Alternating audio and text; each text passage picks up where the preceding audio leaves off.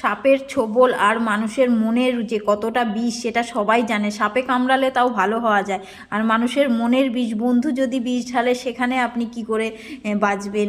এই পৃথিবীর খারাপ মানুষ থেকে সবসময় যতটা পারবেন দূরে থাকবেন।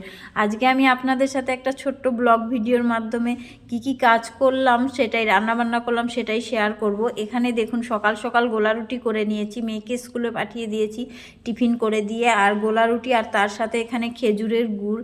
শীতের সময় খেজুরের গুড় দিয়ে রুটি খেয়ে দেখবেন, আমার তো খুবই ভালো লাগে। জানি না, শুকনো রুটির থেকে গোলা রুটিটাই আমার বেশি পছন্দের। এখানে দেখুন গুড় দিয়ে রুটি খেয়ে নেব, আর সকাল সকাল রান্না বান্নার প্রস্তুতি নিচ্ছি। এখানে আলু ভেজে নিচ্ছি, আজকে রান্না করব চিকেন।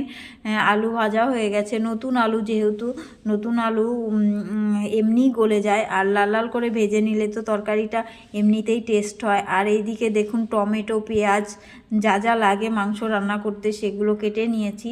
এইদিকে তেলের মধ্যে দিয়ে দিলাম পেঁয়াজটাও লাল করে ভেজে নেব, আর এদিকে মশলাটা করে নিয়েছি। সব কিছু তো ভিডিওর মাধ্যমে অতটা দেখাতে পারিনি, যেটুকু করেছি সেইটুকুই আপনাদের সাথে শেয়ার করলাম।